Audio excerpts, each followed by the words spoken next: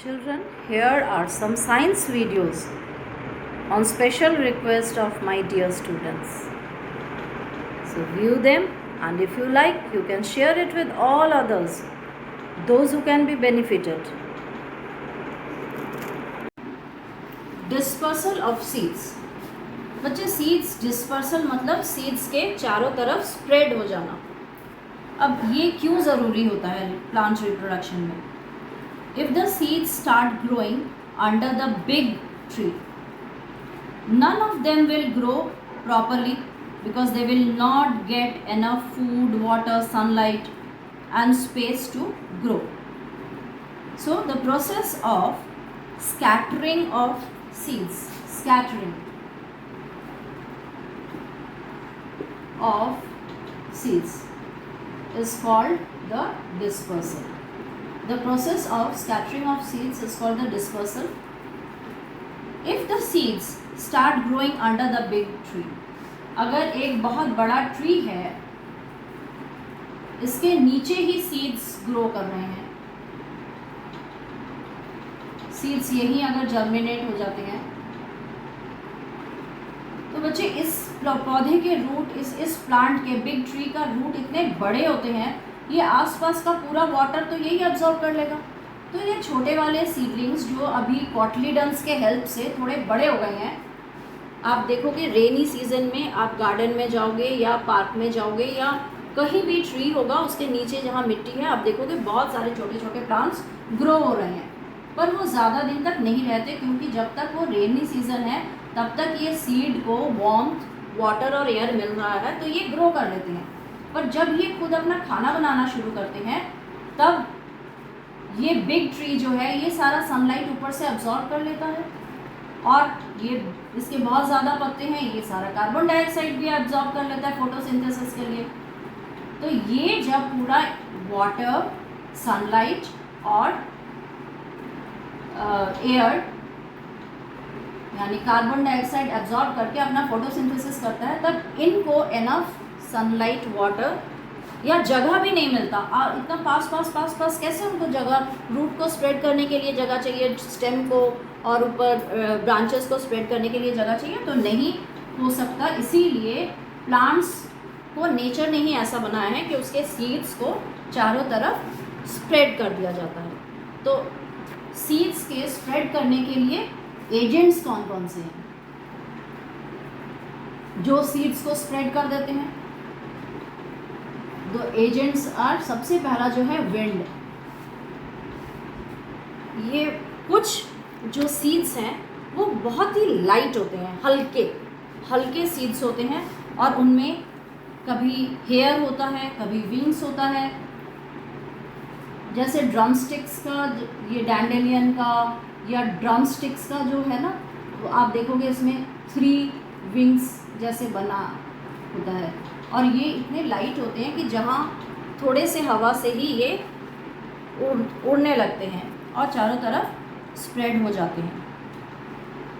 So the seeds are very light and have hair और wings and are easily carried away by the wind. जो next है वो है water. अब आप लोगों ने देखा हुआ है नारियल का पेड़ जो होता है यूजुअली समुद्र के किनारे में मिलता है. क्यों? क्योंकि नारियल के पेड़, नारियल जब गिरता है तो नारियल के चारों तरफ जो रेशा होता है ब्राउन कलर का, वो फाइबर्स जो होते हैं वो हल्के होते हैं, तो इसीलिए वो पानी के साथ कोकोनट फ्लो करते हुए जाता है, और दूसरा जहाँ भी उसे सूटेबल कंडीशन मिल जाता है, बिल्कुल वहाँ वो फिक्स होकर न्यू प्लांट ग्रो करना शुरू कर देता है. Similarly lotus fruits containing seeds are spongy and they float in water, and wherever they get suitable condition they start growing another plant. इसके बाद जो है वो एनिमल्स में इंसेक्ट्स आ जाते हैं, बर्ड्स आ जाते हैं. बच्चे हम लोग मैंगो खाते हैं, लीची खाते हैं, तो क्या करते हैं, उनके जो सीड्स होते हैं वो तो नहीं खाते ना, आम की गुठली नहीं खाते, वो हम कहीं भी फेंक देते हैं, और जहाँ उस सीड को सूटेबल कंडीशन मिल गया वहाँ वो प्लांट्स ग्रो करना शुरू करता है. तो अभी आप लोगों के पास बहुत सारे मैसेज आते होंगे व्हाट्सएप में, देखा होगा कि गर्मियों में जब आप आम, लीची ये सब खा रहे हो तो उसके सीड्स को बहुत अच्छे से रख दो संभाल के, और फिर जब घूमने जाओगे तो रास्ते के दोनों तरफ गिराते हुए जाना।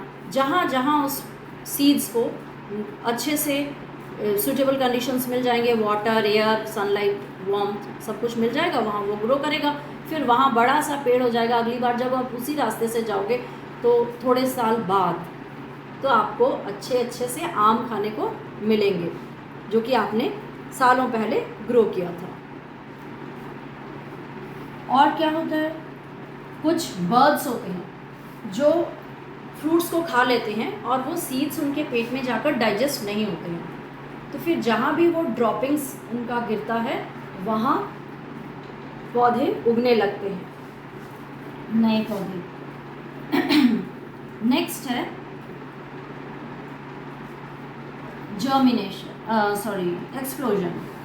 अच्छा, एनिमल्स में और भी होते हैं कुछ। आपने पौधे देखे हुए हैं जिनके जो फ्रूट्स होते हैं उनमें कांटे होते हैं, स्पाइन्स होते हैं, हुक्ड। तो वो क्या होता है कि हम लोग जब जाते हैं स्वेटर के साथ लग जाता है, या फिर एनिमल्स जब जाते हैं उनके फेदर्स के साथ या फर्स के साथ लग जाता है। फिर वो दूसरी जगह पर जाकर जब अपनी बॉडी को झाड़ते हैं तो वो वहीं गिर जाता है, और अगर वहाँ भी सूटेबल कंडीशन मिल गया तो वहाँ ग्रो करने लगते हैं। नेक्स्ट है एक्सप्लोजन।